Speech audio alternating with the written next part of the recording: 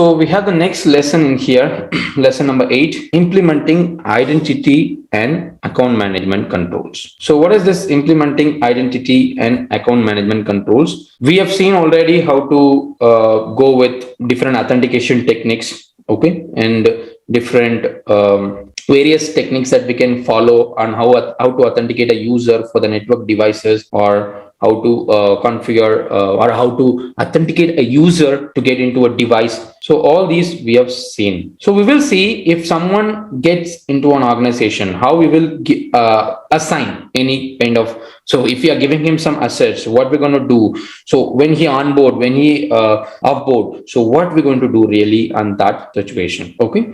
So that's what we're going to cover, implementing identity and account management controls in an organization. So we will see one by one. Yes, we will be having like the objective is importance of the policies that we need to have in the organization security, and how to manage the accounts, and how to implement identity, everything.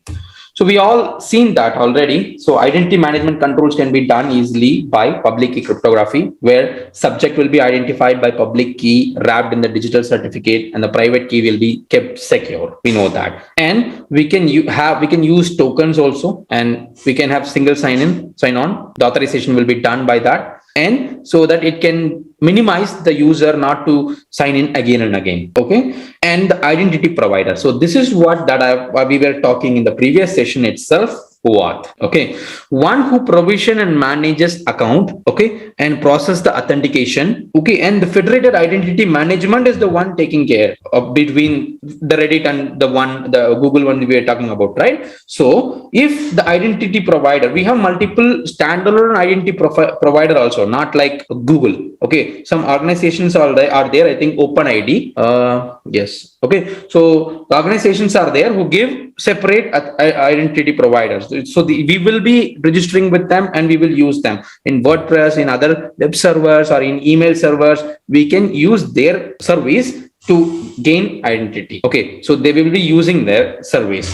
So a simple example is this OAuth one, and they will process the authentication, and the account will be managed by the identity provider. Okay. And the background check and onboarding policies that we need to have in the organization. Yes. When you do recruit, locating or selecting people for your work, okay, for a particular job site, security issues are there. It starts from screening your candidates itself, and performing background check is very, very important. So we will do recruitment. If you are hiring an employee, you may face issues with recruitment. Okay, security issues. We will talk about the background check that deals with operation. What he's going to do work, because the HR department manages the communication policy and the training to the employees that they're going to take. Okay, before they fully get implemented into the work. Okay, so all these information. Then termination and separation. The employee is retiring, or we firing, or is he going with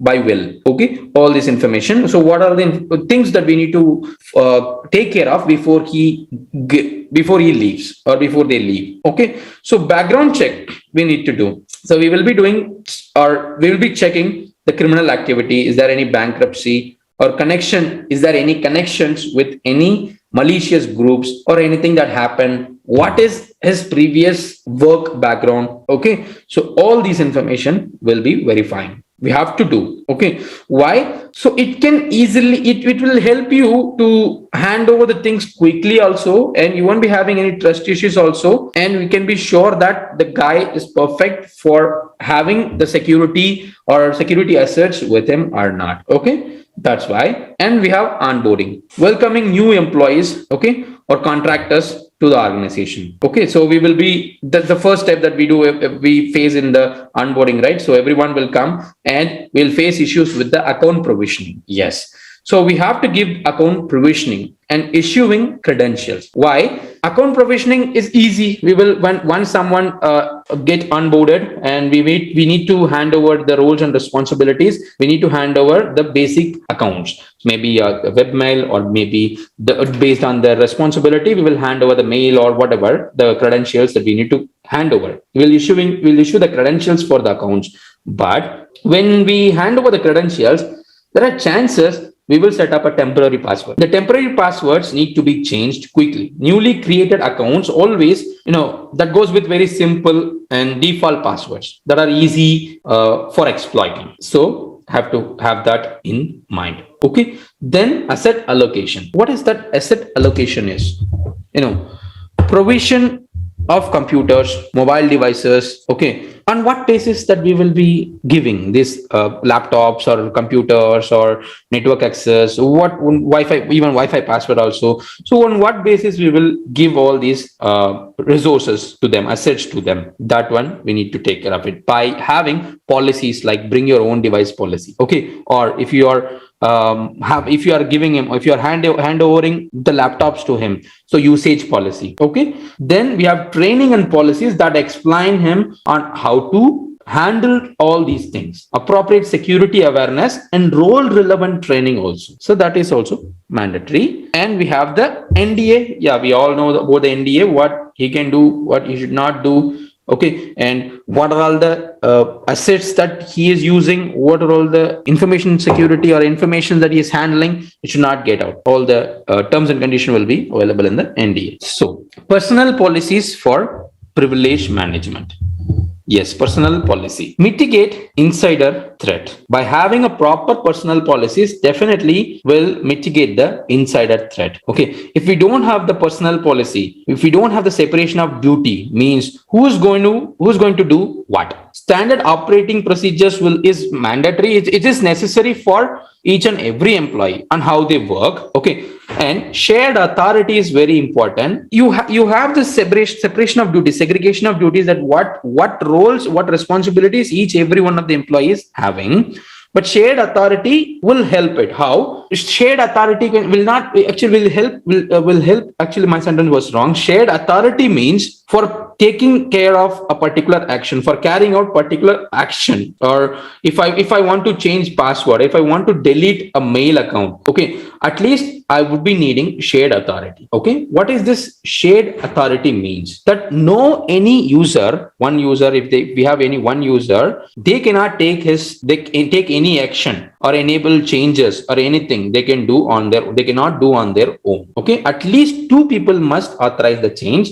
So the policies should be there that and the particular shared authority and who can take particular action. Okay. So for any creation of account or any deletion of account, any approval or oversight, anything that needs to be done by two people at least. That's what shared authority means. Okay. Then least privileges, that we all know this. Always use least privileges. Assign sufficient permissions only for account, for assets, for files, everything. That will definitely reduce the accounts from getting compromised. Okay. Then job rotation is mandatory. Why? We have to distribute the knowledge to everyone, industrial knowledge and the expertise. It will reduce the critical dependencies. Means if we solely depend on one particular employee and if he leaves suddenly or if he goes on a vacation, it would be very tough for us to manage the security stuffs. So it is good to have job rotation that will reduce the critical dependency. And the mandatory vacations are very important. Why? At least you need to go on a mandatory vacation at least for 5 days in a year. Okay. Continuous vacation means continuous days. You have to go for at least 5 days. Okay. The reason is during this mandatory vacations, organization needs to cross verify or needs to do background check that he didn't do anything malicious or suspicious. So we'll have that 5 days time to verify that everything is going properly. Okay. That's mandatory vacations. And we have offboarding policies. Yes. So when some employee left the organization, so what we're going to do next? When he leaves companies gracefully or whether he got fired. Okay. So what happened really? So we need to check that. We need to have the identity and access management check over that. We have to disable the user account and privileges. Ensure that any of the information or any of the asset that is created and managed by the employee but owned by the company, okay, or accessible or not. Okay, if any account that belongs to organization created by him is accessible or not. So we have to take the credentials, whatever he holds, everything. and ensure the integrity and availability of the information assets managed by that employee. Make sure if you have hand over some of the documents to him, make sure it is not has been violated or polluted.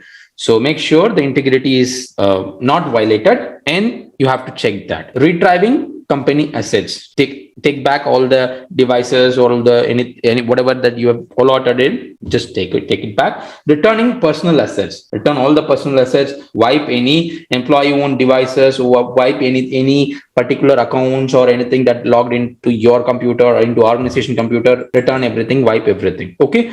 And this shared or generic accounts, okay, security procedures that must be changed. What is this actually?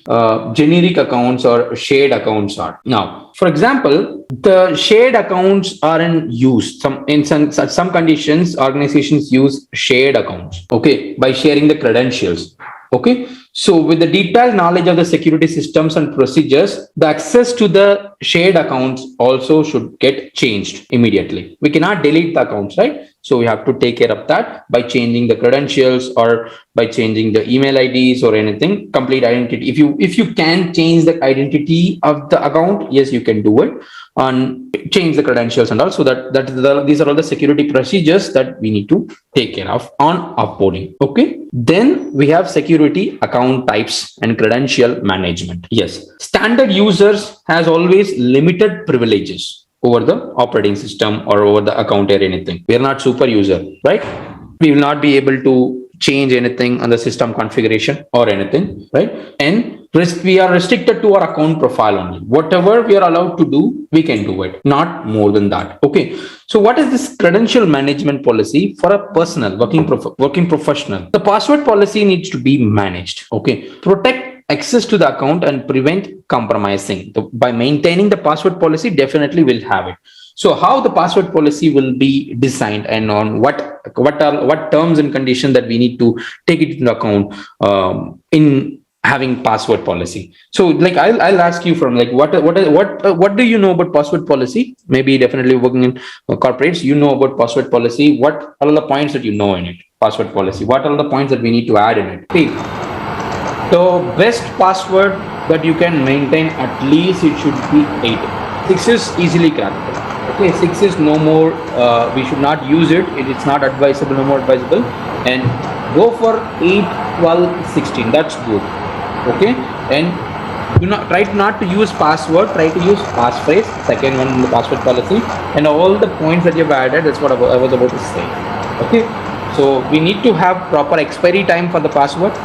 Okay, if you're logging in newly, maybe after 1 month or anything, it should show that your account has been logged out due to inactivity, that one, and your account has been, your password needs to be changed because it has been changed for so and so days, maybe 10, 14, 15, whatever. Okay, and you can say, I think that this is the one, like you have to say that, and all the other points that you guys have added, all are valid points on password policies. Okay, and you cannot repeat the old password when you're setting up a new password. Last 10, 16, 20 passwords and the password counts also, and the days also. Means if you are using the password again within 30 days, no, you cannot do it. Okay, all this, and you cannot share password with anyone, and you don't have authorization to store your password also. Sometimes you are not allowed to store passwords anywhere. Okay, especially in sticky notes or especially in your devices or anywhere in the office premises. Okay, so that is also included into it,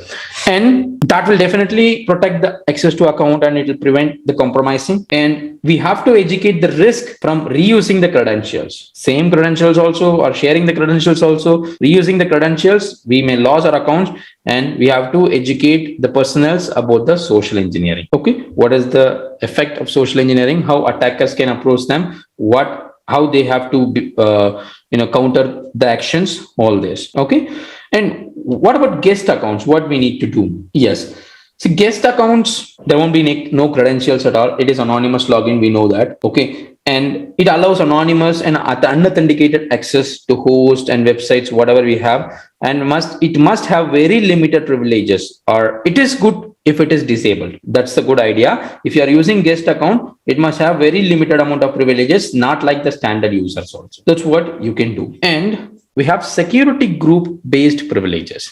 What is this? User assigned privileges and group based privileges. Very simply, you can understand this one. Take this read and write. Two permissions are there. The major permission we know, right? Executable is also there in Linux when we talk. So read and write. We talk about read and write. Okay, the two permissions. You can assign the privileges directly to the user accounts. One thing you can do, if you are doing it in your local environment, that is the one, user assigned privilege. If I do it, if I have another account, if I'm giving him the permissions for over any file or over any folder, over anything. So I will, when I allot the permission, that is user assigned privileges. It's unmanageable if the number of users are large. Okay, so we will have access control list actually when we go for group based privileges. Okay, we will segregate the people according to groups, read and write groups. And that groups they belong. Okay, so if I want to assign a particular file with the permission read, so I can just give them. Okay, but role based privileges, when you do give privileges on role based, so there will be a small conflict. So issues will arise that users will have multiple permissions. Okay, if you go for role based, or this is a simple privilege slide that we are explaining about the privileges, how we can assign it. We have role based and discretionary based, and we have mandatory roles, permissions and all. We are about to learn that. Okay, but if you are using role based, if you create groups based on the roles, based on the mandatory, based on the discretionary roles and all, you can create groups according to that. But issues will definitely arise that user will end up getting multiple permissions. So we'll have next slide in here. Administrator root accounts. We'll discuss about the permissions and the credential policies that what administrator can maintain. So we know administrator in Windows, root accounts in Linux based machines. Administrator can have privileged access on anything, can change system configuration, anything, not like the standard user. Okay, and it is very hard to eliminate the presence of default administrator account that we know. We cannot delete it. Okay, it is a default account. Once it is created in the operating system, we can do it. Like we cannot remove it. But these days, like Linux has the root user, but it will ask you to create one more user also. Okay, we'll discuss it. I'll explain in detail about that, about one more user, why we need it, and it will not allow you to log in with the root user and all these things. Okay, so what is generic administrator and root, that is super user actually? The generic super user account directly contradicate the principles of least privileges or separation of duties and everything. So user account who has full control over system. These particular accounts are key targets for attackers. Okay, and it is good if it often disabled or usage is restricted after installation. So this is the point that I was about to add, that root user, you know that. And let me start VM and I'll show you. Maybe I need. So we have this administrator credential policies as well. What is this administrator credential policies? Create specific account with least privileges. The point that I added already. Okay, to generic account prohibition to avoid that. Okay, and enforce multi-factor authentication, have it, and default security groups. Check that. What about the administrators sudoers list that you have? The administrators groups who are all belong to administrator groups. If you don't want anyone, remove it. Okay, so by default, if you are adding a new user, they get automatically added to the administrator group. So if you don't want that, remove that particular user account from that. Okay, and we have service accounts. So what is this service accounts and all? In Windows, in Linux, when we do perform some services, some scheduled processes, okay, or application, right, such as databases or mail servers or anything, the services accounts we have to use service accounts. Windows have several default service account types, such as system account, local service, network service and all. Okay, so what is the system one? It has the most privilege of any Windows account. Means when you just start the Windows, when you just log on into a computer, it will automatically start the host process. That is what system services. Okay, so the system services account is your general password. Understand? Then we have local services that has the same privilege as a standard user account, not the privileged user account. it can access only network resources as an anonymous user. Okay, he can access internet or whatever that is allotted to the particular user, he can access it. Okay, and we have the local user, network service. What is this network service? Means it has the same privilege as the standard user account only, but he needs to present the computer's account credentials to access any kind of shared resources, okay, or any shared printers, okay, or anything. Network, if he wants to access any network resources, he needs to use the account credentials. But in local service, you can access it anonymous. As an anonymous user, you won't be having authentication there in the local, but in network, you need authentication. Okay, so whenever you deploy any service, whenever you are using any service in Windows, so we have to choose at least one. When you these things, when you go in a very enterprise level, definitely you'll be facing it. But when if you are using it locally, so you will just limit it to this system, or all the three things will fall under administrator itself. So it would not be segregated as separate one. Okay, and Linux accounts to run services. Yes. If you are going to run any daemon services, you have SSH, okay, you have Dockers. So you have, if you are planning to, you have FTP also, FTP daemon also. So if you're planning to run a particular service, such as that is daemons in Linux, okay, so you should deny the shell access. Do not give root shell access. Do not have the full privileged shell access to anyone. Do not give. Okay. Why? Because if someone is requesting, if you have the daemons or services running, for example, you have your SSH, okay, and you have the user, you are giving me that Sam is the user running in it, and you're giving me, if I'm accessing it,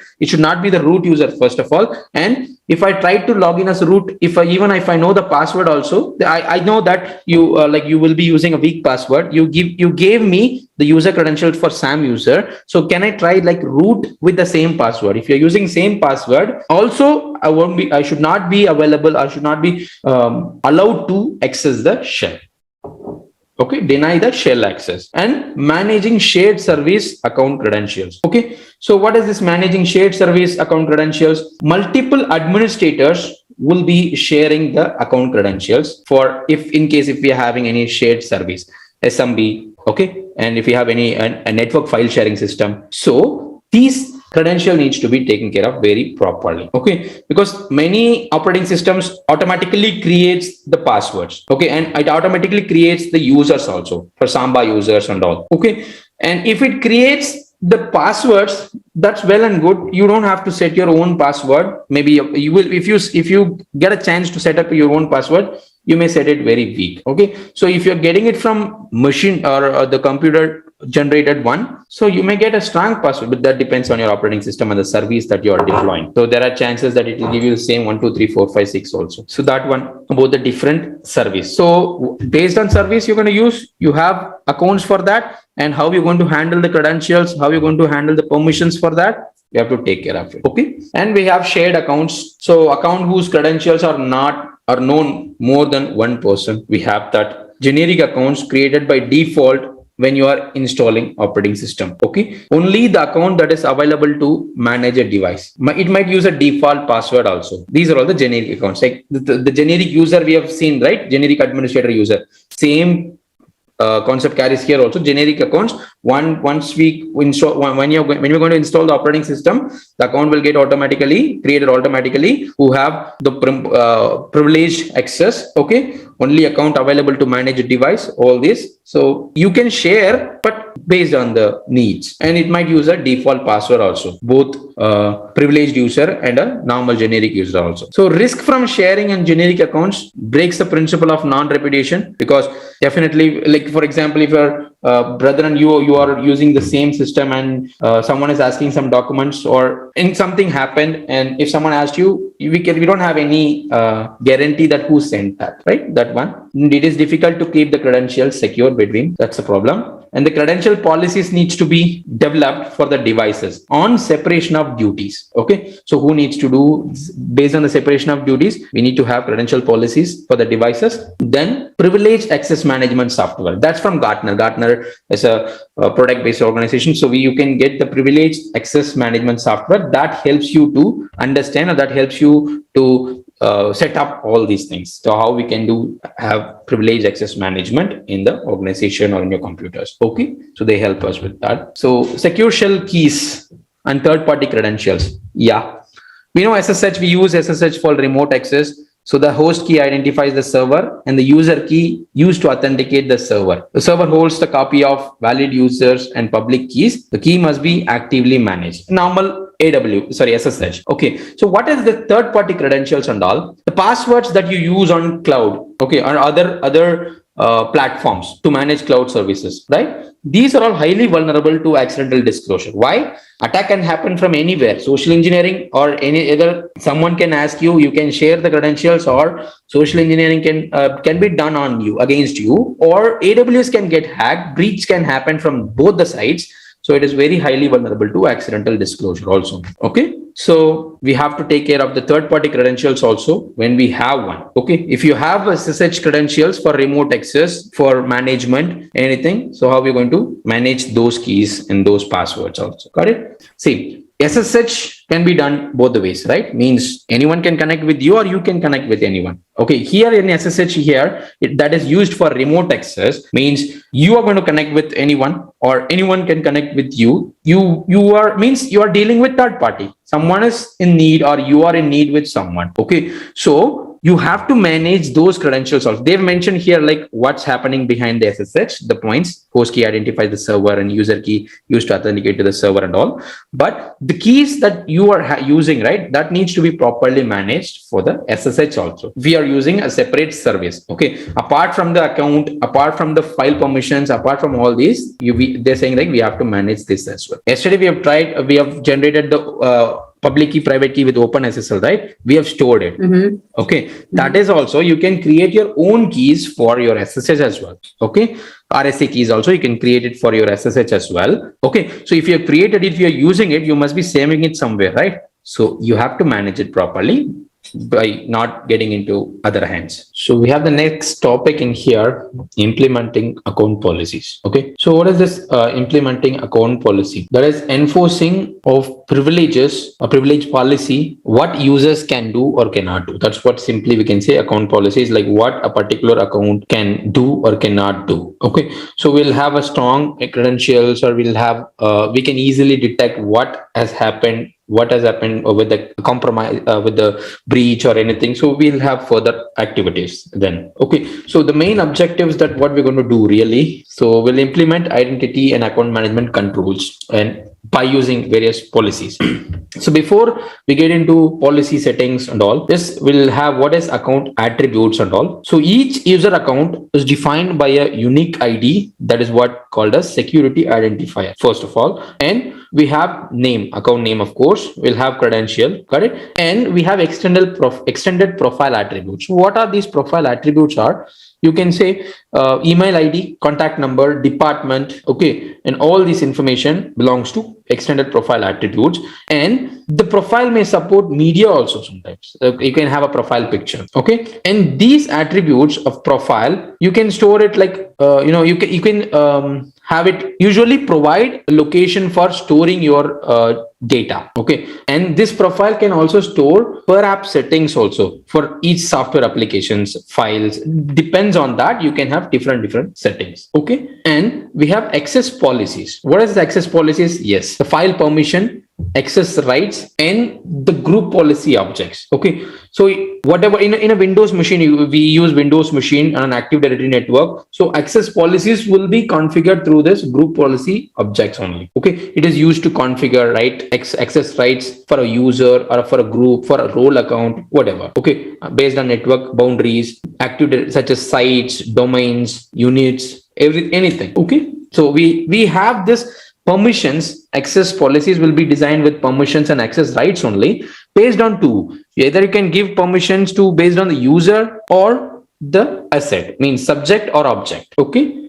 Then we have account password policy setting. Okay. So yes. So we have this options when we go for enforcing credential management. Of course, we need password length, enforce minimum length at least. Okay. Password complexity that we've discussed about how many characters and whether it contains alphanumeric characters, lowercase, uppercase, special characters, non-alphanumeric characters. Are we going to add it? All these character combinations and password aging. So what is that? It will force the user to select a new password after a number of days, last 30 days before, like that. Okay. Or you can have a history attribute also that it will maintain that how many previous passwords are blocked. Like you said, like 30, 16, like that, right? That one also. And password hint. Definitely, it should not be used actually. Why? It will easily hint the attacker also to recover the passwords. Okay, if you have like pet name, first school name and all. So definitely social engineering and information gathering techniques will help the attacker to find the password very quickly. Okay, and we have account restrictions. Yes, to make the task for the attacker, means the compromising activity, to make it harder, account restrictions we need to make it based on the locations, network locations. Okay, connecting it from a VLAN or IP or subnet or remote IP. So based on that you can implement, or machine type or group. Okay, means client versus server. So if you are using Windows machine, or you don't want, you know that your client will be having the connection from a particular location with particular device. So no one will be communicating, means if you have another client who is communicating with you, who's supposed to have Windows machine, but you can see Linux machine. So definitely based on that machine type or group. Okay. Then interactive versus remote logon. So that is simply, you can say interactive versus remote logon. Remote logon, we all know that from a remote place. Interactive logon, actively you will try to log in locally first of all. Okay. So these are all the account restriction with network location, where we have, are we in the same network or we placed remotely. Got it? Then we have geolocation based. What is that? Geolocation based by IP address, by location services, and geofencing specifically belongs to an area. Means the restrictions would be made by identifying or based on the location to accept or reject any access request based on the area. Okay, whenever you just get into the coverage. Okay, so whenever your mobile starts making the request, so it should allow you or not, that one. And what is geotagging? That is refers to the addition of location metadata to the files or devices what you're accessing. Okay, what you're trying to do with the server. So that is what called as geotagging is. Okay, and the time-based restrictions. Yes, log on hours, you have to log in during this time period only, and you have to log in only for this much time period, only for 3 hours, 4 hours. Okay, and this impossible travel time and risky login. What is this one is? See, it is especially for to avoid unauthorized access and multi-use. Why? So maybe if I'm sharing the credentials with my friend who's sitting somewhere around the world. Okay, if I'm logging in from here, and if he is also logging in from somewhere, maybe in Russian or European countries, so it will check the timestamp, and it will be able to easily identify that the login has been happened from two places, from two different time zones. Okay, so it should be restricted, time-based restriction. Okay, then we have account audits. Accounting on auditing to detect account misuse. Okay, we deploy several policies, we have the credential management, we have everything, but still we cannot avoid the account misuse. There are chances that it may happen, so we have to carry out proper auditing. So that's what we're going to do in here, account auditing. What are the steps that what we need to consider? Accounting on auditing to detect account misuse. Use of file permission to read and modify any data. Okay, so you can use the event viewer in a security tab. You can easily check out, is there any login attempt happened or not? How many times someone tries to log in? How many times someone tried to use that account? Failed login or resource access attempts. So from the event viewer, you can get it. And use of file permission, read or modify based on that. Who's trying to modify it, or who's trying to read it, or who's trying to write it. Okay, from the logs, from the event viewers, we will get it. Then we have recertification. What is this? Recertifications are monitoring the use of privileges. Means I gave permission or gave the responsibility to one of my personnel to carry out some job role. Okay, so is he doing that only, or is he overdoing his job, or is he handling, or is he carrying out some unwanted activities? Okay, all this. And granting or revoking privileges. If someone left a job, so you have to revoke the privileges for that user and you have to hand over it to someone if you want that one. And the communication between IT and the human resources team, that is also needed. Okay, why? For having standard operating procedures. Okay, managing the changes, or managing the changes efficiently, and to have effective standard operating procedures. Because once someone left, you need some space, or you need some time to get it properly done. So definitely you'll be having communication between the IT and the HR for this particular instance, how to manage. Then we have account permissions. So impact of improperly configured accounts. Yes, insufficient permissions and unnecessary permissions. Both are all the mistakes. So insufficient permissions, work will not be properly done if you don't have proper permission, read, write and all. And if you have too much unnecessary permissions, that will also be a problem. And escalating and revoking permissions, privileges. Yes. So if you have insufficient permissions, you can escalate the privileges for a particular user. In case if you fired anyone, or if someone left the company, so quickly you have to revoke the privileges and permission for concern for the files, respective files and folders, whatever he was handling previously. Okay, so all these information we need to remove it or revoke it, you can say. Then usage audits. What is usage audits are? Account logon and management events. So usage audits. So what is this usage audits are actually? It's configuring the security logs to record for our purpose to identify what has happened for suspicious activity. We'll be looking for that. So account logon and management events we have to carry out. Process creation when has happened. Okay. Object access means file or file system or file share. What and on what method it got accessed. And is there any changes to audit policy? Okay. Then changes to system security and integrity means antivirus. Is that antivirus detect something, or host firewall? So what is the traffic that is going with the firewall? And all this information we need to audit for inspecting the usage to investigate any suspicious activity. Okay. And account lockout and disablement. What is this account lockout and disablement? Disablement, login is disabled until manually re-enabled. So if you can see multiple failure attempts, okay, if the account is subjected to be or suspect to be in misuse, it needs to be suspended, okay, or disabled or locked. It needs to be locked out. Okay, so it will prevent the account from being logged in before that we get to know the real user or real identity. So you can issue the remote log off command to log off command to log in later from your side also. Okay, so you can have this remote log off option, or you can disable the login until it is manually re-enabled from your side, so you can verify that what's the real identity of the user who's trying to log in. Okay,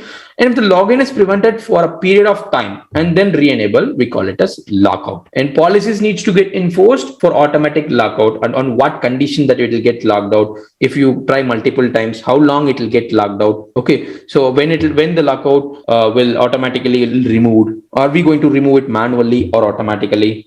So all these policies in the account lockout and disablement. Okay, I move. Okay, so we have the authorization solutions. So what are all the different authorization solutions we have? So you must be knowing all these control levels, discretionary controls and all. So we're going to see that only. So how we can have multiple authorization controls, authorization solutions over an enterprise. So discretionary access control and role-based access control. Discretionary access controls are the one that is in use in our Windows or in our Linux operating system. The operating system is used that only. Based on the resource ownership, we can have the permissions. Means you can allot or you can assign permission to any user if you are the owner based on the resource. So it is based on resource ownership, and we can have access control list also. Okay, where you can do modify, or what about the resource, full control of the resource, meaning that you can do modify or delete, or whatever he can do with that particular object to grant right to others, everything. But it is vulnerable to compromised privileged user account. Means in case if any privileged user account got compromised, he can give access to anyone. So that is the one disadvantage we have. And we have role-based access control. It is non-discretionary and it's more centralized. The discretionary was not the centralized one. In here, role-based one, it is more centralized control, and based on defining roles and then it allocating users to roles, it will work. So user should only inherit the role permission to perform a particular task. If you are a server maintenance guy, so you have access with the server maintenance room or the server maintenance access control list, whatever. Okay, based on that. Then we have file system security. Access control list, I'll explain here. Okay, file system security. Access control list is a list of access control list varies according. You can use it in router. We will see it in the firewall. In here we have it according with the control and all. Access control list is nothing but a list of users, okay, or permissions or resources that you allot or grant rights to others. That's what access control list is. In here, according to control, access control. But if you talk about firewall, you will have rules over there in the access control list. It changes. Okay. We can have groups also. If you are giving permission according to groups, we can have groups also in the entries. Okay. So access control list is that, and the entry that it has, that is what access control entry is, users or resources, whatever. Okay. And file system support is also very, very important. Why file system support is very, very important? Because permission or access control based on the object, and subject. When we are allotting permission over for an object for a subject, so definitely file system also plays a role. So the Linux permissions, what we have in here, we have the chmod, the command actually. The chmod is a Linux command. Okay, this command will help you to assign permission over any file system. Okay, in Windows, you will just go here and you will just right click on it. You'll go to properties if you're the owner. Okay, and security, and you will change the permission from here for Windows with advanced settings. But in Linux, how will you do it? In Linux, you have these permissions. These are all octal values. Okay, for users, groups, and world. Let me show world. I'll explain here.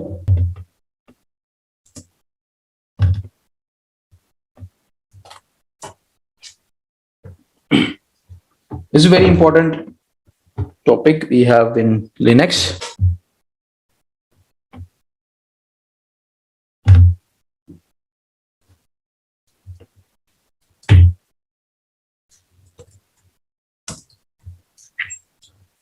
Okay, look at this. I have a list of files, lots of files with me, right? These are all the permission. Okay, these are the permissions. The first one indicates whether it is a directory or a file. If it's a directory, you'll have D at the front, otherwise not. Okay, and you have 9 dashes, 9 sections. You have 9 totally after that. Okay, so the first 3 indicates that's for for user. Okay, and the second 3 indicates for group, and the third 3 indicates for world. Yeah, you can say like this also. The first 3 indicates for owner, the second 3 indicates for group, and the last 3 indicates for normal user. Okay, standard user, not the privileged user over that particular file. Understand? So if we asking later, okay, so you can see this in here. This R means read, W means write, X means executable. Okay, the octal values for each permission is read carries 4, write carries 2, executable carries 1. So totally 7 values. Okay, so if I want to assign any permission to this particular test.txt, so I'm a SAM user.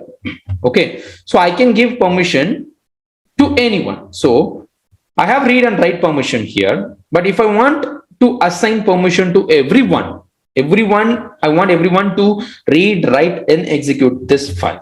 So what I'll do, I'll just simply go with the chmod command, and I need to give the value 777, means read, write, executable for all 3 users.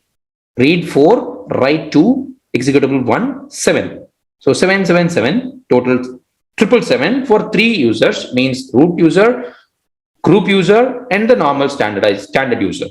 So I'm giving permission to all with all permissions. Then I'll add the file name. Why it's not permitting? Because I'm giving permission to all the user. This is a higher level privilege that you are allotting to a file. So if you are a root user, then only you will have all the permissions. Otherwise, normal user cannot permit it. Okay, done. Now we'll check it again. Really, the file permission got changed or not. So previously, it was having only read permission for the group user and the normal user. But now it has all the permissions. Okay, so that's how you do assign permission to any file system. So you can see this file is, the file owner is root. Okay, if the file owner is root, you will not be able to change the permission for this particular file. Okay, because you have only read permission.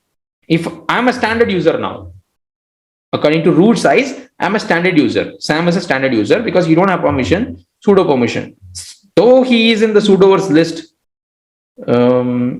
Guys, do you guys know what is sudoers list is? Super doer list. Okay, means Linux is having a list of list that contains sudoers name or sudoers account inside. Where if your account is in that sudoers list, you can perform any action as a super doer, means as a root user. Okay, according to the permission, the root user allotted to you, you can perform. So there is a list. So if Sam is in the sudoers list, he can overrule it. But if he's not, he cannot change the permission at all. So we are a super doer. So let me do it. So we are going to do chmod again. And this time I will not go with the 777. We have already tried it, right? So you tell me like what permission that we can give. This is a group and this is a normal user, standard user, and this is a root user. And I think I want the root user should carry all permission. And you tell me for group user, can I give only write or can I give only read and executable or only executable? Which one? This is read, this is write, and this is executable. I'm just assigning value for this. That's why I've given 7. The value that it has already is 6 only. Okay. Now I made it 7. And I tried it 3. Can I try it 5 here? So the other user will get only 1 second. I'm a SAM user, a normal user. So next time if I want to access it, I have to give the proper permission. Otherwise, I'll not be able to access this file. Okay. Read. I don't want to affect read. So read and executable I'm giving. Okay. This is good. Okay. You have to be very careful because if you removed anything, right, then yeah, you are a root user. You have sudo's permission, again you can do it. But if you are not, sometimes later like your permission got revoked or you have been removed from the sudo's list and you cannot access. That's why. Okay, we just okay, hitting enter again sudo. Okay, it's done. So it is now allotted here. See, read permission got revoked. So the group user will not be able to read it, but he can delete it, he can execute it, whatever. Okay. Okay, so that's what with the permission. The next permissions. Read, write, and executable. Great. We have next mandatory and attribute based access control. Okay. Mandatory access control comes with labels. We know that, and clearance based on the idea of security clearance levels. Okay.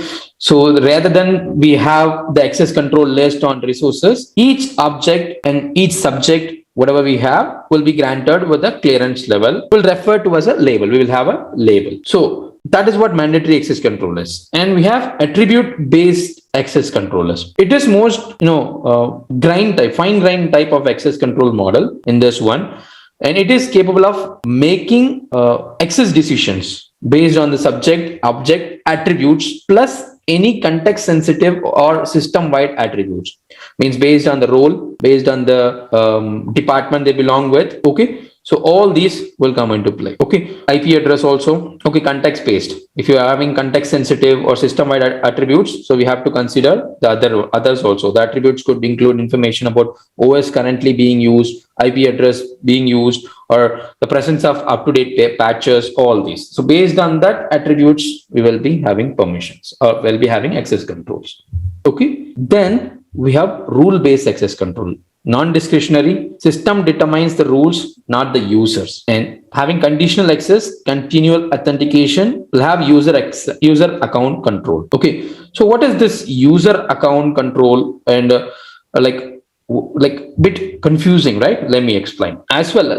Rule-based access control model, where access control model determined by system enforced rules, that's very clear, not by the users. Okay, we have seen the attribute based, okay, and mandatory access controls, all are rule based, non-discretionary, as well as the formal models, rule based access control principles are being implemented to protect computers and network systems found on the discretionary access, okay, from in any sort of misconfiguration that can occur through the discretionary access control. Okay, but when we have this privileged access management, this one refers to policies, procedures, technical controls to prevent any abuse of privileged accounts. Okay, this user account control, where we have the continual authentication and the user account control, where we have pseudo restrictions and privileged accounts, or the examples of conditional access. So when we are performing something, when you are executing some application, you'll be having this user account control pop-up. So do you want to do it? So when we just install an application in our Windows itself, we have that pop-up, user account control pop-up, right? So the user will be prompted for confirmation or authentication when the request needs to be made. Okay, if I am executing just an application, when I'm having access, it is having that conditional that I need to get authenticated or I need to give confirmation. That is what is user account control is doing here. Okay, so that's what rule-based access control is. Next, the directory services. Yes, it is the database of subjects, whatever that you are going to that you have permissions, everything. So mostly we have it in Active Directory and Lightweight Directory Access Protocol, LDAP. So users will be there, computers, security groups, roles they use, services, everything they will be having. In LDAP protocol, will have the distinguished name and the attributes. Okay, where they belong, what they do, and what department they belong. Okay, every information, common name, organization unit, country. Okay, every information will be there. So that will help you to distinguish the role, or that will help you to distinguish the subject also. Okay, so for example, if you have anything like this, if you have any particular access control list in your directory, in your LDAP database, right? So what is this actually? A web server is being operated by the marketing team, okay, in a country, UK. That's it. Okay, that's very simple in here. That's how we can easily identify when we have access with LDAP. So if any case attacker can have access to LDAP, so it's a very big thing, because they will have all the details that what user or what department have access over the other one. And we have federation and sure, then we have federation and attestation. So just simply like you can see the 4 points, you can simply ignore it, because this is the one that we were talking with OAuth. Okay, federation and attestation. So sorry. So how it is working? The identity provider, we can say Google, service provider is Reddit. So both have the connectivity pre-established relationship between them. Okay, when a user is trying to start the communication with the session provider, service provider, okay, so it will be asking identity provider from the Google. Okay, the user will have to authenticate to the identity provider, okay, and will get a token to use it, the service from the provider. Understood? So we use it in the cloud versus on-premises requirements. Identity providers will be used for that, and all federated identity management is what that is actually with the identity providers. Okay, and we have this security assertions and markup language. What is this actually? A federated network, that what we were doing, the cloud or the Google or Reddit, needs specific protocols and technologies to implement the identity and service provider communication. How they communicate, Reddit and Google. Okay, so the attestation, assertions, the format that they deal with, okay, and the communication protocol they use, that's what they've mentioned in here. They have this all technical terms. I'm not a developer really, so they have this attestation and assertions in the XML format, signed using XML signature specification, and HTTPS protocols. They use it for communication with the APIs, simple object access protocol. So API, REST, they are using REST also. Okay, so they use different APIs and XML languages to communicate in the backend. Okay, that is what OAuth is and open. So now, user-centric federated services better suited to consumer websites. They use REST APIs framework for implementation, not a protocol.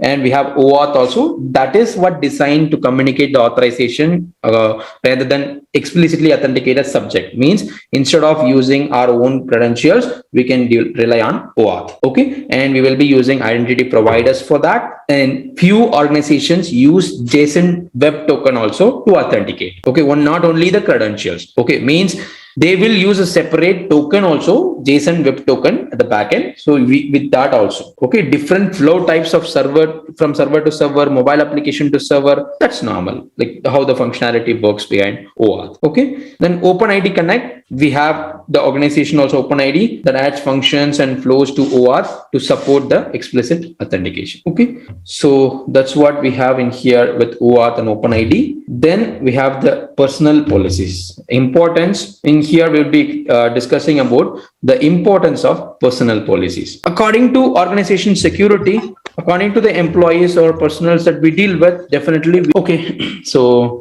we'll go with the next slides. We are going to do check out the personal policies and all. Conduct the policies. What are the policies? Acceptable use policies that will help us and also the employee to indicate how to use the employer's hardware and software assets, and the rules of behavior and social media analysis. General requirements for the professional standards, how to behave, everything, and personal communications and social media accounts, how it will be made. So what kind of social media accounts is handling? Now the personal one specifically related with your organization, and how you do personal communication with them. That policy is also, and additional classes for any privileged users also should be added with the policies. Okay, and use of personally owned devices. If you are bringing your mobile device, if you are bringing your own laptops, so what is that? Okay, so if you are bringing your own device, bring your own device is a policy. We call it as BYOD policy, BYOD policy, BYOD policy. So every employees know that. I think lots of corporates are using this BYOD policy these days to make it very flexible, to make it comfortable for the employees, right? So that's what we have in here for the bring your own device policy.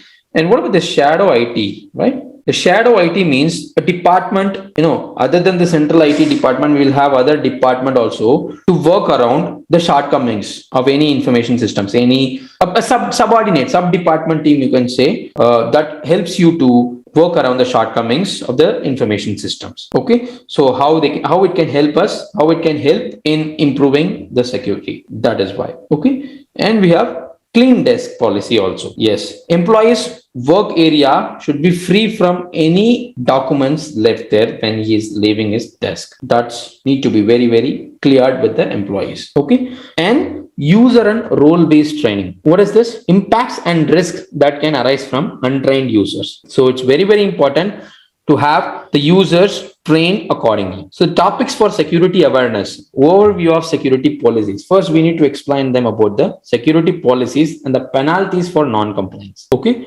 Then incident response procedures. In case if something happens, what they need to do. How should they respond in case of any security incident? Then site security procedures. Okay, that is restrictions, advice, okay, safety drills, okay, use of secure areas, use of personal devices, all these. Then data handling. What is this data handling is? Including any confidential data, personally identifiable informations, backups, encryption, everything falls under data handling. How they should handle it. Then password and account management. Okay, security features like which is in PC, login, mobile devices. If you have hand over to him.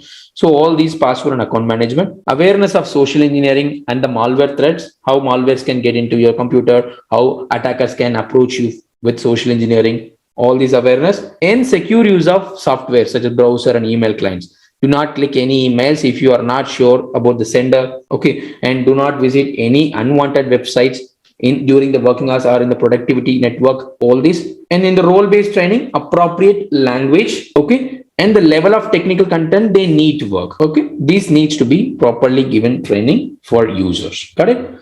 And the diversity of training techniques, engagement and retention. Okay, so what is this engagement and retentions are? You can hear me, right? Okay, we have this engagement and retention. So what is this engagement and retentions are? So in your training methodology, okay, the end users or means the employees should be aware of everything, how they getting engaged, okay, for the emerging threats. It is necessary to educate them, okay, and how we can improve the engagement and the retention in the training methods. Okay, that includes workshops, events, that what you can do, okay, one-on-one instructions. These are the training delivery methods that we can carry out to have the proper engagement and retention among the employees and the personnel. Okay, one-on-one instruction you can make it, or by mentoring or counseling, okay, separately, or you can give them books, okay, or videos, let them watch it, okay, or you can have a simulated environment also. Yes, that's what we have computer-based in computer-based training also. Okay, and we need to let them know about the phishing campaigns, simulating phishing messages. You have to create on your own to test the employee awareness, how much they know about the phishing, and the capture the flag scenarios. What is that is, you'll make a vulnerable machine, okay, like a gamified competition, okay, and you will be asking the teammates to find out to solve some challenges, okay, to get some flags out of it, okay, and that will help them to get to know about the risks, what they have, what they may have in future, okay, all these things. And in the computer-based training, you will have the simulations and the branching scenarios and gamification elements. Okay, so what is this simulations? We know we'll have a we'll recreate a system interface using emulators, so that will look like more real, or we'll have a real-time experience, okay, they can practice easily for any configuration tasks. Okay, but branching scenarios for the professionals,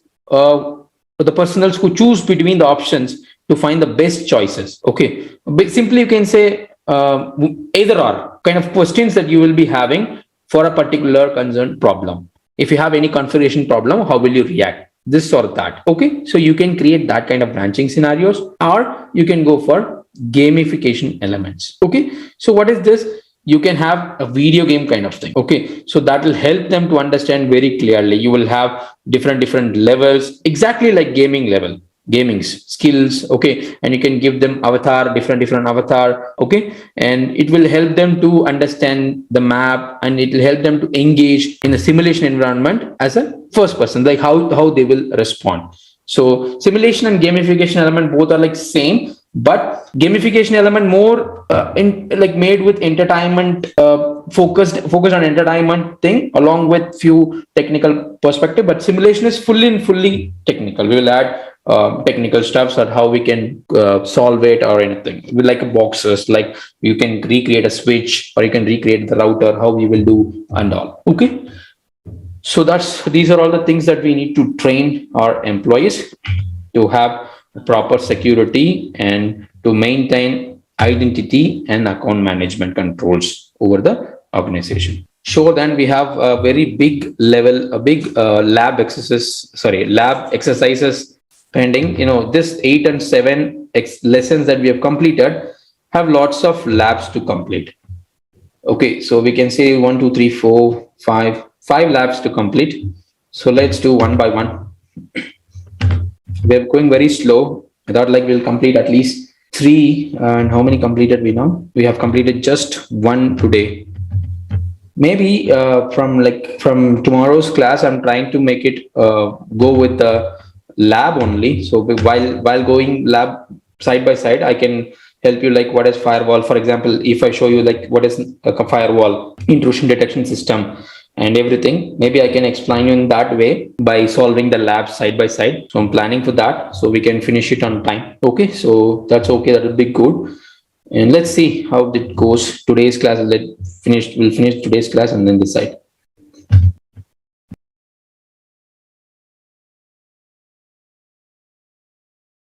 Okay, we'll start now. They've mentioned like we're going to do manage centralized authentication using Radius, and we will be using 2 machines in here, domain controller and the UTM machine, where it is running the pfSense open source firewall. Okay, so they mentioned security appliance.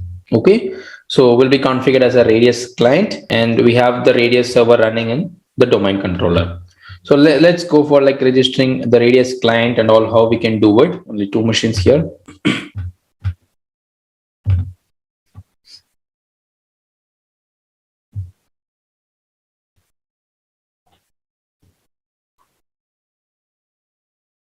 Okay, go to tools, and we have network policy server.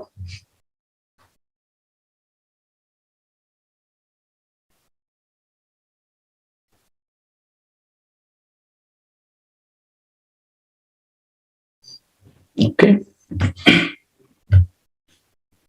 so we'll just expand the Radius clients and servers. In the Radius clients, we don't have anything, right? So we'll create one new. Okay, so enable this Radius client. Okay, new Radius, enable this. Okay, we'll type the friendly name. Instead of typing, I'll just click on it. Okay, so address, the IP address of the other machine, the client machine. Okay, I think, okay, we have to verify it, resolve it. Yes, it is available. Good.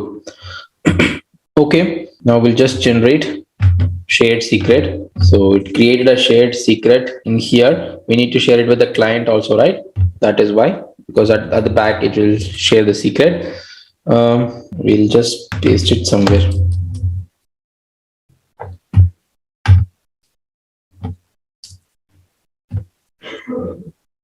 Okay, great, it's enabled now. Now we have to configure the network policy. Same, we are in the network policy. Expand the policies, right click on the network policy, create a new one.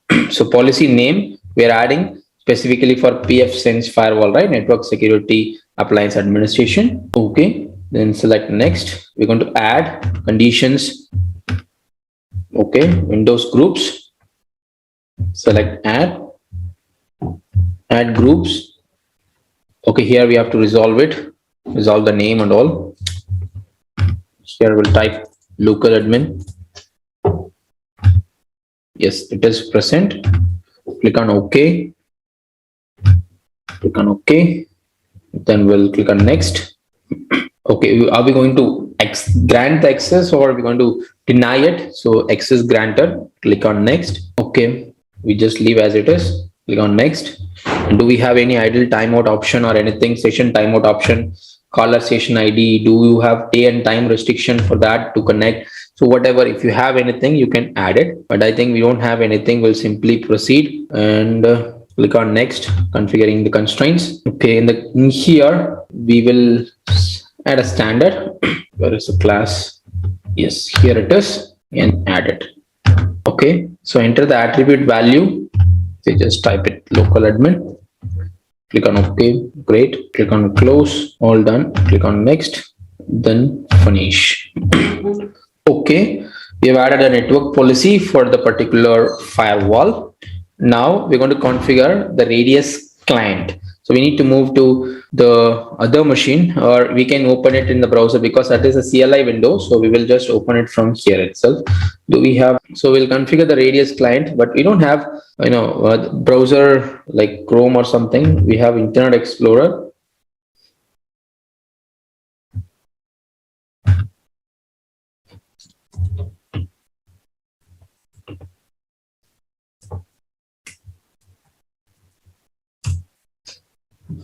Okay, so we'll log in admin with the password.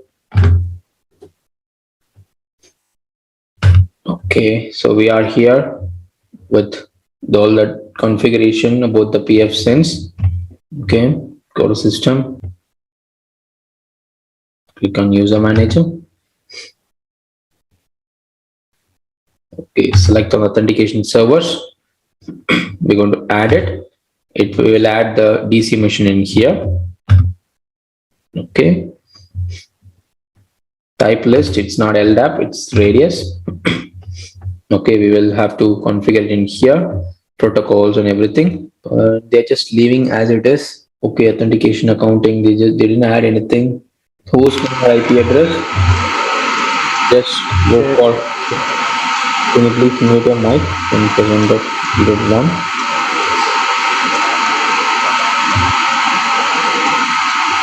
Okay, so we have to paste the shared secret. Is it really the shared secret that I've copied?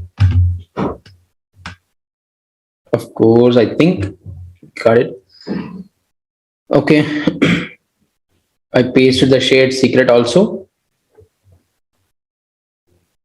We have the services offering like authentication and accounting. Okay, we don't have to change anything. That's it. We'll just save it. There is nothing they said. Everything keep it same. And we have a question also. We'll come back to it later. Now configure role based permission. Okay. Now we'll do it. Go to groups. Okay. Click on add. What is the group name? We'll just add as local admin. Okay. Select the save button. That's it. We are not changing anything in the actions or something. Scope, it's local only. We're not having any remote IP address or something.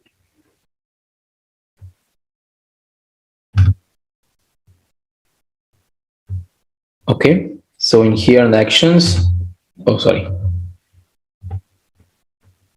choose the wrong one. Local admin, assign privileges, we can add now.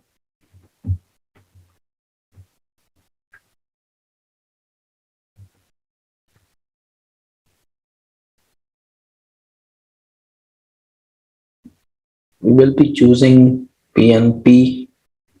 I couldn't see that.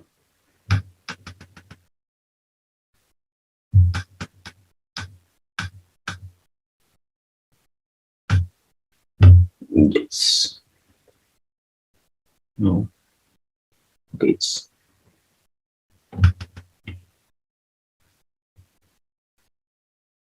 services status. Yes.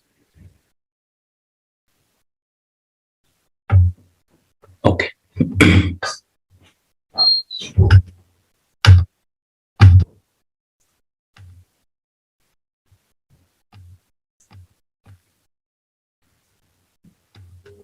It's not being selected. It is shift. It is saying like shift select only. I'm doing that only. Okay, we'll just move to next step. Let's see. We need to select to right dashboard all also. Where dashboard all? Yeah, web config dashboard all, and then web config status UPnP. So now you're already on UPnP status. Click on shift and then click on this dashboard. Yeah, sorry. I missed the dashboard one. 1 second.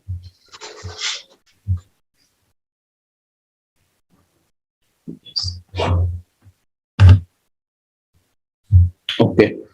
So it will select all between that. Okay. All the status, services, everything. Okay.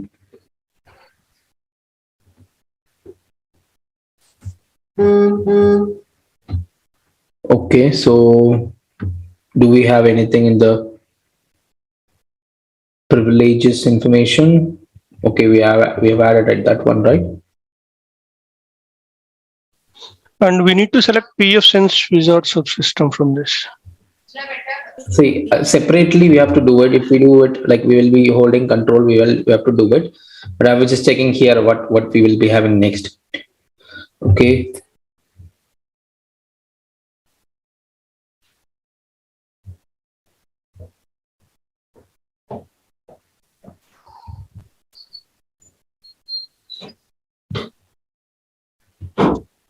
This PF Sense Wizard.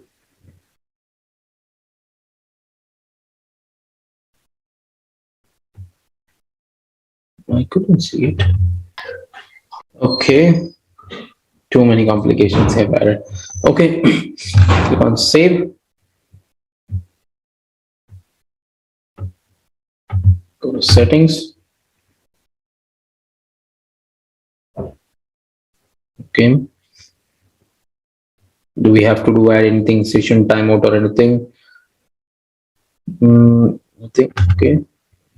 Authentication server, it should be 515. No session timeout we're adding, just save it. Okay.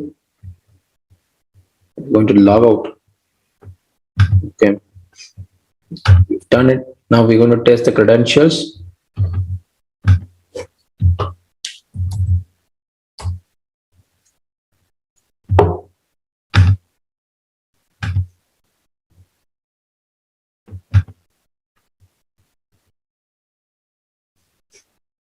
What was, yes, we have the radius. Okay, it's from there only, user. Okay, understood. So I think previously we have logged in with the PF Sense using admin and password account, right? Which one we've used with PF Sense? Um,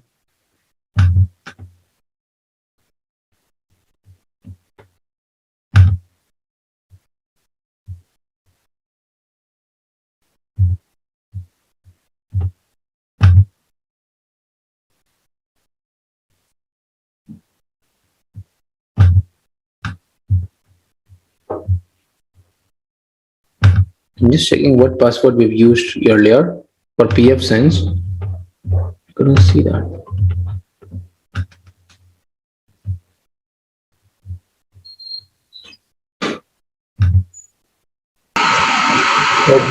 Okay, yeah, we used admin and password only, but this time we tried it with Bobby, and the Bobby user got validated by the Active Directory we have where Radius server got deployed. Okay, remote authentication can be done very easily using Radius. That's what we have done within here with the simple Radius authentication in the Active Directory. Okay, we tested and it worked fine as well. Very simple, just for authentication method, we have this remote dial-in method using Radius. So what we've done so far, we've created network policy, we have created the client first, we copied the secret key, we need that secret key to be used in the client, Radius client, we use in the Radius client. So Radius client can communicate with the Active Directory, and but in the middle you would be configuring your pfSense appliance with the domain name and the IP address. Okay, everything, then we can go for it. So that's what we have done so far with the Radius, like how we can do manage centralized authentication system, and it is done. Okay, so you can also practice it once and let's see. Okay, and we'll move on to the next lab. What we have managing access controls in Windows Server.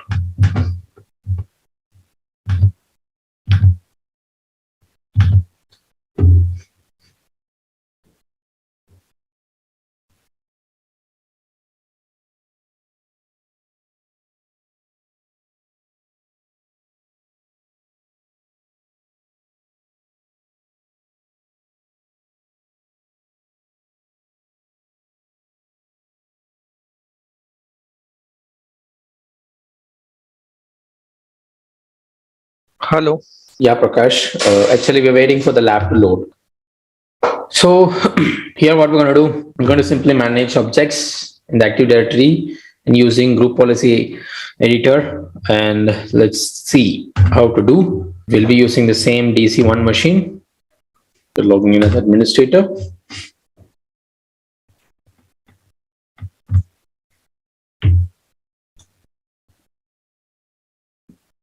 We're going to use PowerShell.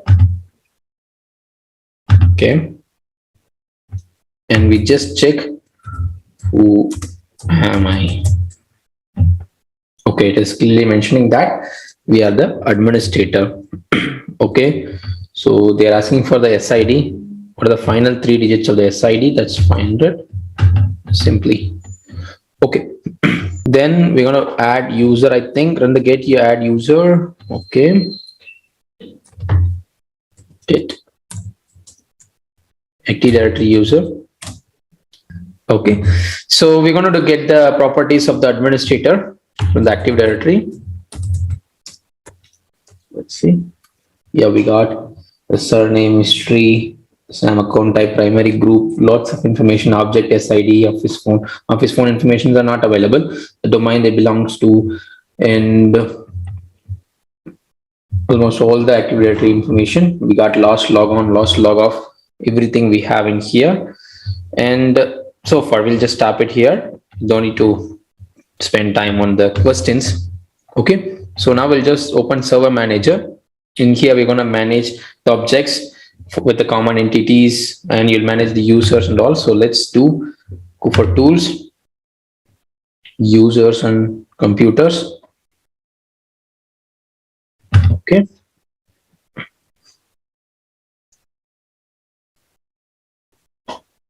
Okay, so we have the domain. It's already expanded only, so we'll just right click on it, click on new. We'll create an organizational unit. Okay, so they are creating an organizational unit named IT admins. Okay, now we'll right click on the IT admins. We'll add a new user to it. Okay, first name a temporary user, and the last name is a contractor. User logon name would be IT underscore consultant. Okay, so he'll be logging in with this particular user ID. Okay, user must change the password next login. I don't think so. Can we remove it? Just leave as it is for now. Click on next.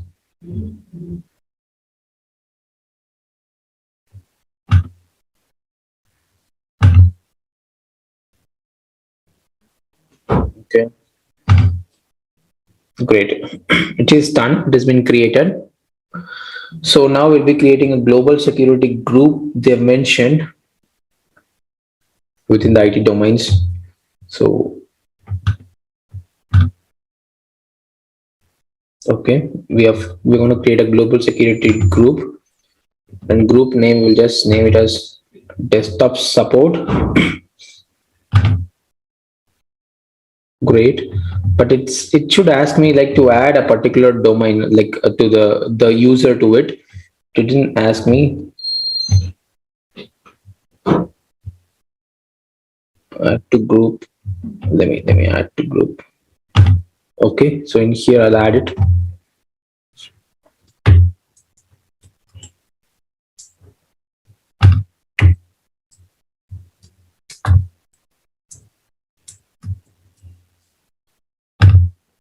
It's there.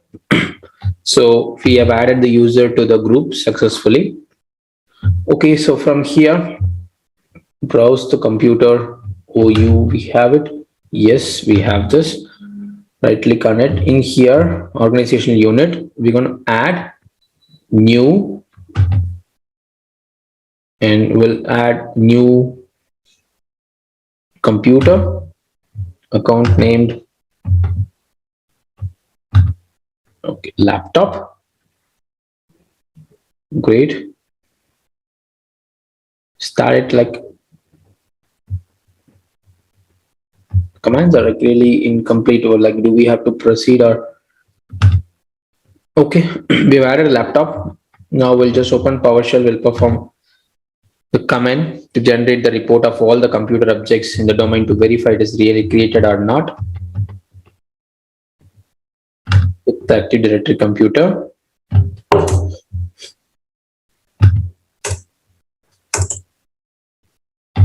Okay, the file has been added.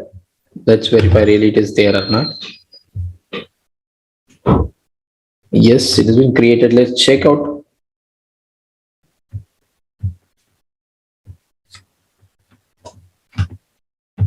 Yes. Okay, computer. Great.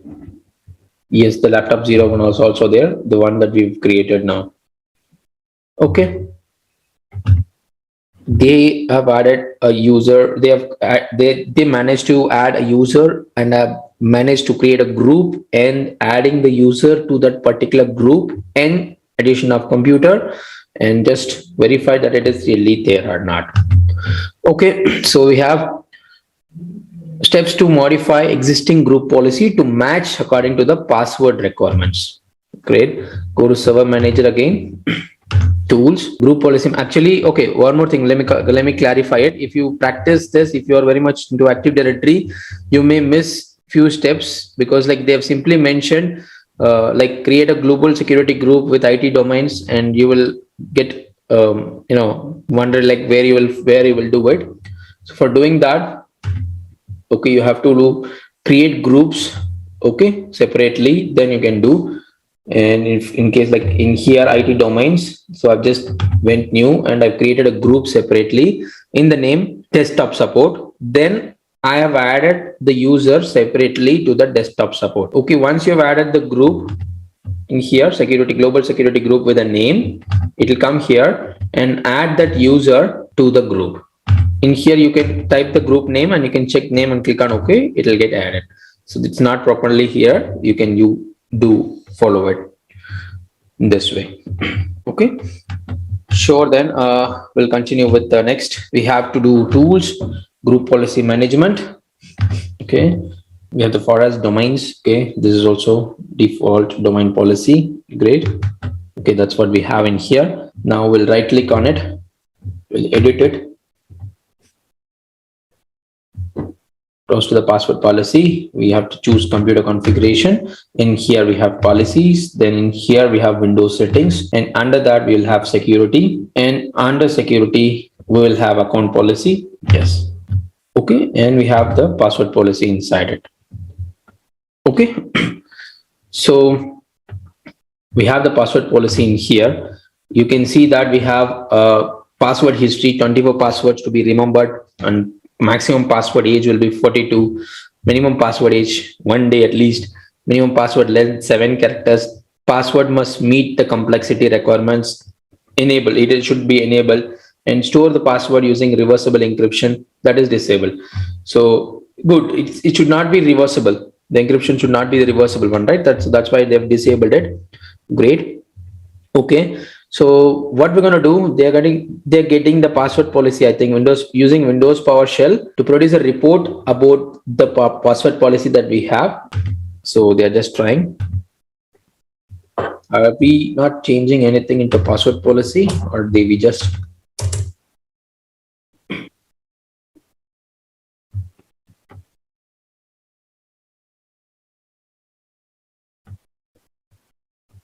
okay, it just saved the password policy results in the HTML file, but we haven't changed anything. And we will do again this time to change something and check the results, how it is showing. And I'll just change it. I'll change it to just 12. So we've successfully done this, and the lab comes to an end. This managing access controls in Windows. We have few more labs to practice. Okay, that is configuring system for auditing policy and managing access controls in Linux. So we'll do both the labs after the lunch. Okay, and we will go with the next session. Okay, then we will go with the next lesson. Okay.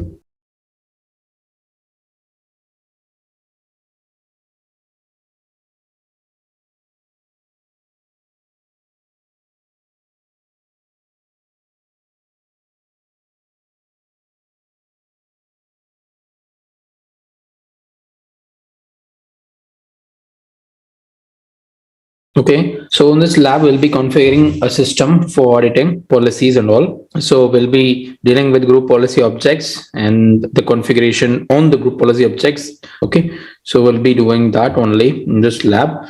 We have the DC machine, and in that, we're going to check the group policy objects. Okay, and is there any malicious software mitigation it is running in the process, or everything that we will be checking now. Okay.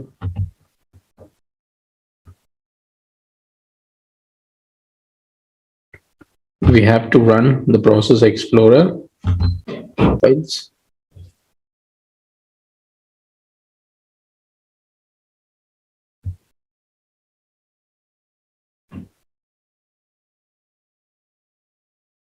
This internals.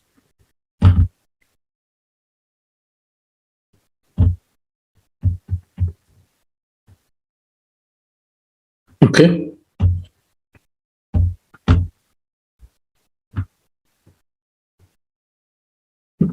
Okay. Look at this window.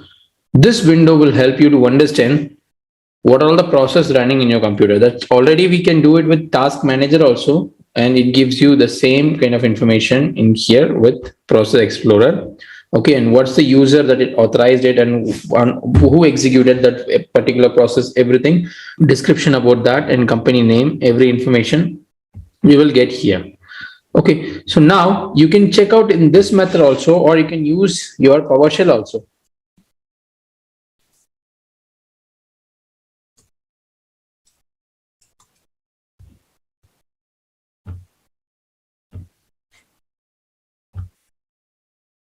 Okay, you can type task list. So this will also give you the same. What are all the tasks that are running? You will get the same in here. Okay, now we are going to do filter it this time. How? We will just add the task list with a filter arguments. Okay, which has only the status.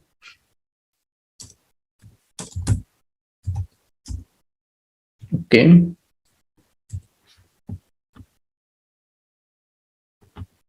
Running.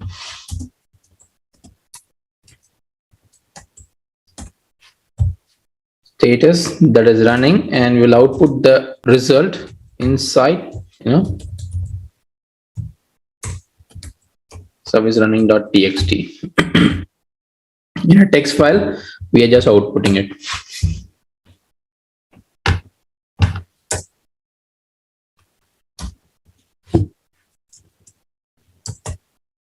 Okay, it is done. So let's check, go to C drive and check really it created the file or not.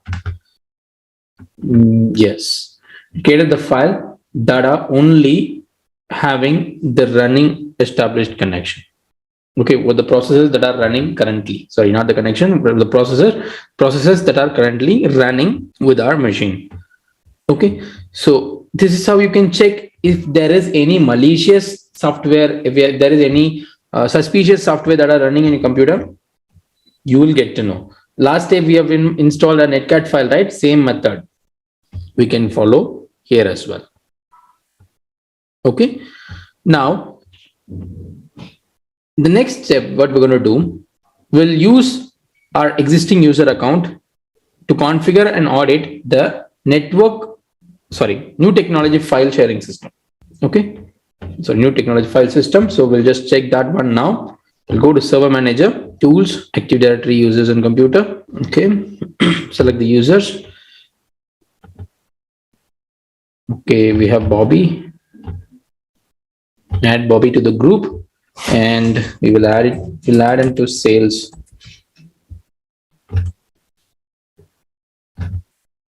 Okay, Bobby has been added to sales group successfully. Okay, now we'll just minimize this window and we'll go to File Explorer, right click on C, and we'll create a new folder or text document. Sorry, new folder only that should be named as data1. You have to follow the same data or something, because we can use any data name or anything. In here we follow the same. Okay, we'll create a new text file under it, and file name is 5a. Okay, so go to again C drive. We're going to share this data1 folder, I think. Then select, go to properties, click on security tab. Okay, click on edit, and in the add button here, sales, check the names, click on OK. So what now? Sales group is having Bobby in it, so Bobby has access to over this file to read and list the folder contents, but you don't have full permission for that. Understand what we have done? Not only this, you have to do one more also. Just click on OK.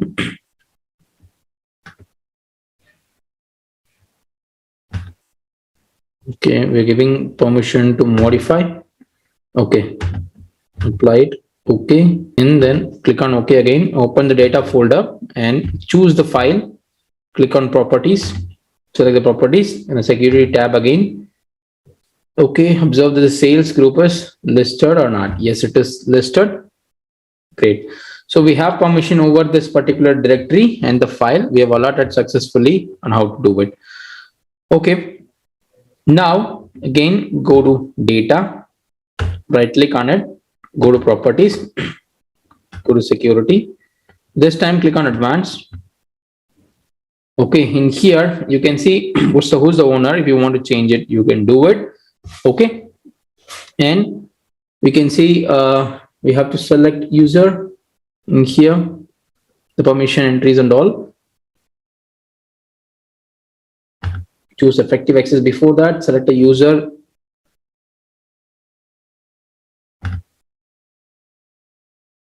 Here type Bobby.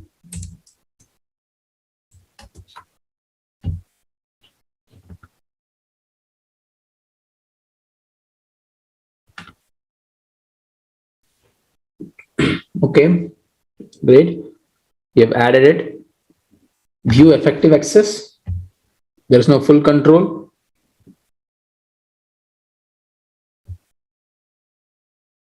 You have permission to read. You have permission to traverse the folder, to list out the folder, to read data, to read the attributes, create files, write files, but he cannot delete it. Then he cannot delete the subfolders and all this. Okay, so if you want to note it down, we can note it down. Are we going to use it later? That's why.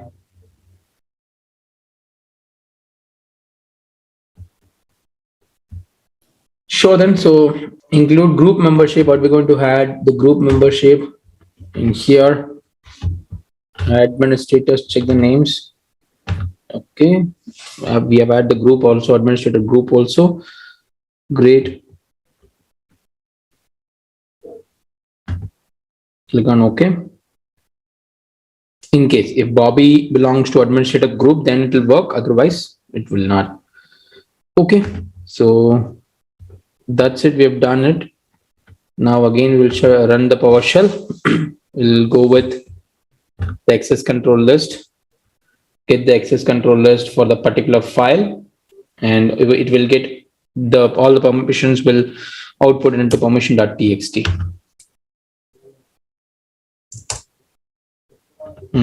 It's done, I think. Yes, it is here. So we can see the group access and administrator access, modify, allow, synchronize. So these basic access we have in here. Great then. Okay, so successfully we have completed this particular exercise, particular task in here by adding effective permission over a file and all. But it's not letting me to move further. Maybe I have to complete.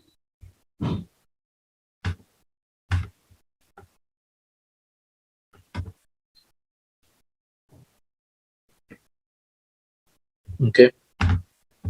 Great. Now we will create file system audit policy. We will create a group policy object to enforce a file system audit policy first. So we'll go to tools now again, group policy management.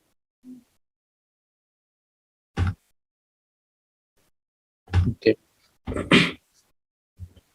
We have the domain controller, organization unit, where it is, domains.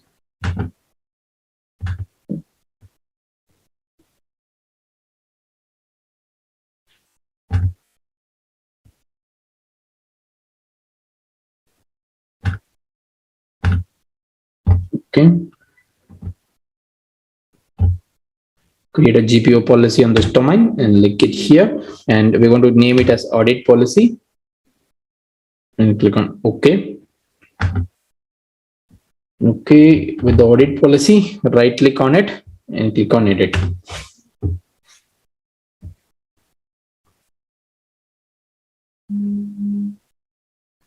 So in here, go to policies. Then after that, we have this Windows settings.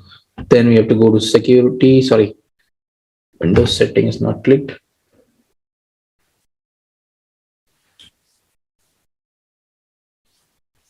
Okay, in here we have security settings, local policies. Then we have security options. Okay. So administrator account status, block Microsoft accounts, guest account. We have lots of things. Maybe we'll be enabling, disabling a lot in here. Okay. So the audit one, force audit policy subcategory settings. This is the one. It is already, it's not defined. So open it. We're going to define it and we'll enable it. Okay. Lots of policies we have. We have to understand each and everything. Big task. Okay, and we have audit policies, object access. We need to go to object access. Let me maximize this. Policies, Windows settings. Okay, then we have to go to security settings, local policies, then security option. In here we have subcategory. It is done. In the security settings we have advanced audit policy. We'll get that. Okay, we have the audit policy. Then we have object access. Great. Now, audit file system. Configure the following audit event. Do we have to audit both the success and failure? Yes, of course. Now, apply and click on OK.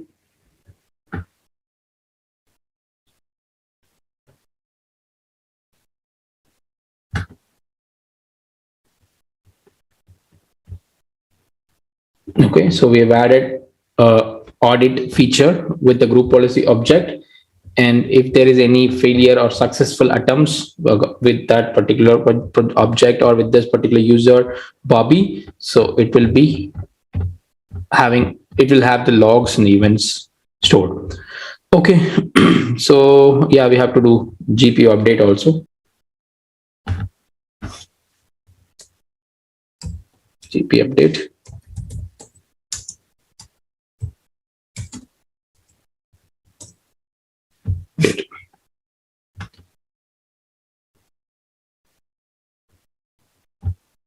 So it has been updated. Let's check out into the HTML file.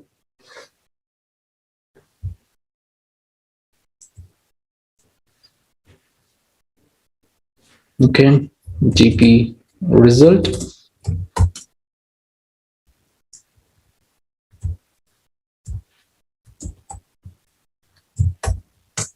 Okay.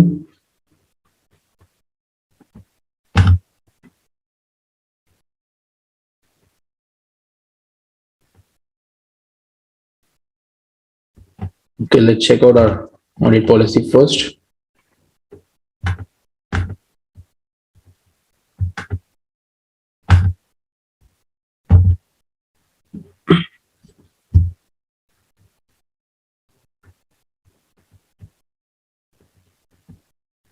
Okay, let's complete audit policy in here.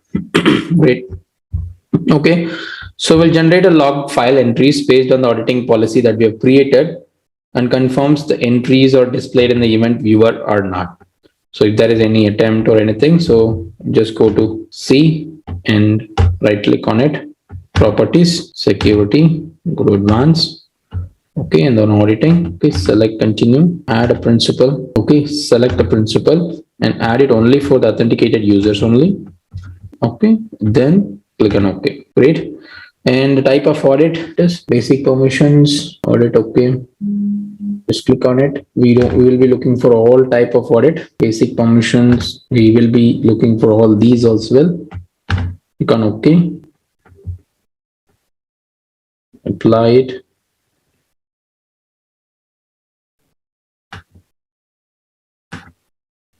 Okay, click on OK. Now we'll open data, we'll open file, and we'll add today's date to the file. Now we'll go to server manager, tools, event viewer, click open security logs.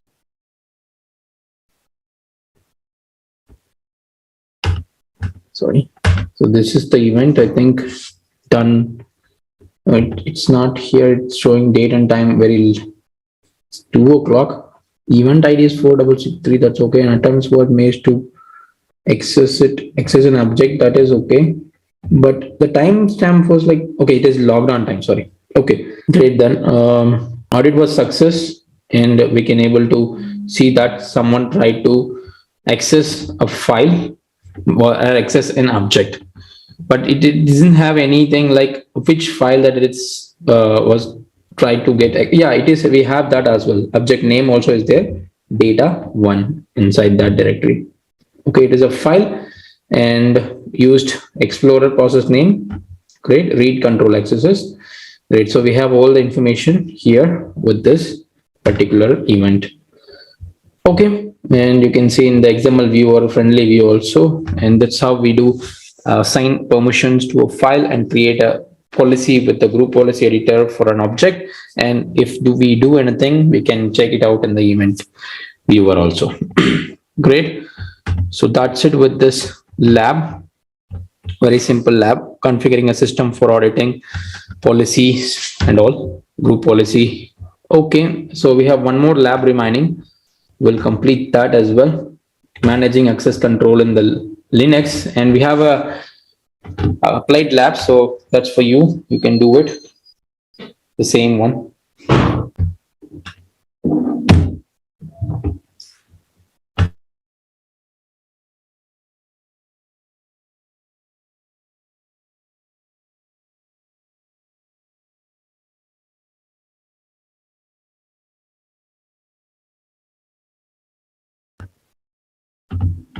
So log in into Kali with root.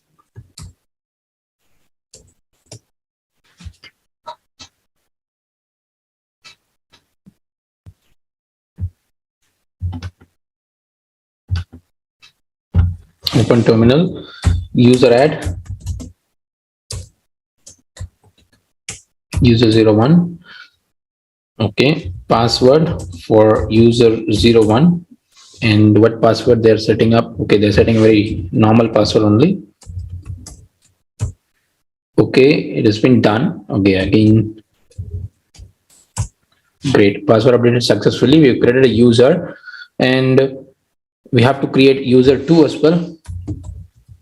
User02, password user02. Okay, and the same password.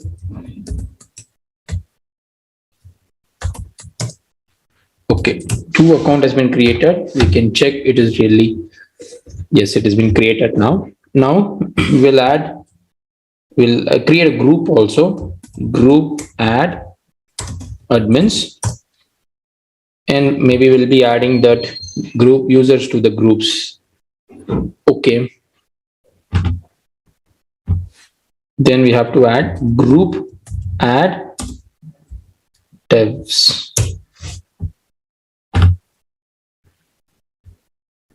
Okay, we created 2 groups. Now we'll add the user 1 to group admin groups. User modify and add the groups admins user 01. Done. Okay, now ID user 01. So this ID command will help you understand. So whether he belongs to group or not. Yes, he belongs to group and it is admins. Okay, so do we have to add groups 2 also? Okay, so we will do the same. User mod -a g, okay, and devs user 02. ID user 02. Yes, the user number 2 belongs to devs group, and you can check out in this way also for ID, or you can check by using tail command also on etc group. etc group file contains all the group users list in that, so you can check out that also. The tail line will help you to display the last 10 lines of the file. That is why head command will give you top 10 lines of a file. So you can use anything. Now here it's not necessary. So it is correct. So we've created group, we have created users, and we've added them to the groups. Okay, now we're going to create directories and file. I think we are doing the same thing that I've shown you. If it is the same thing, we will just skip it. Okay, they're doing the same, but small changes there, so we'll do it. They are changing the ownership, so you can learn that as well. Projects, IT projects, okay, and we'll make one more directory also as dev projects. Okay, so it is done. ls, so it is there, right? Sorry, it should be under projects.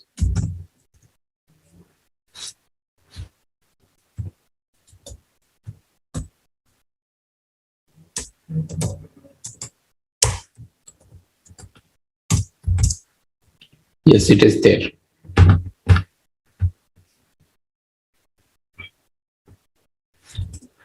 Okay, so we're going to create files now. cd IT projects. Okay, and I will just create it with nano. Touch is also a text editor. Touch will just create file itself. Okay, and it will not let you like type something or anything. Okay, if you have the regular expression like this, if you can use it, then you can put some data into it, then it is possible. We will use nano, that's good one, and we'll just type what we'll type, like hello or something.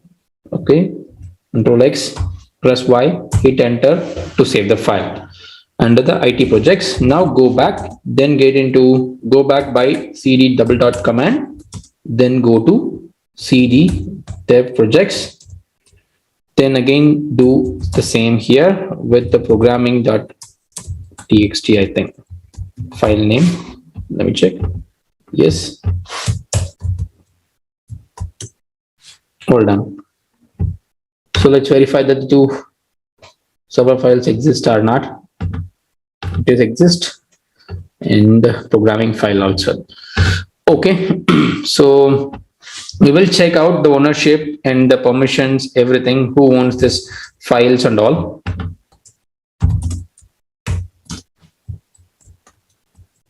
You can see this one by root, and the other two users have only read and executable permission.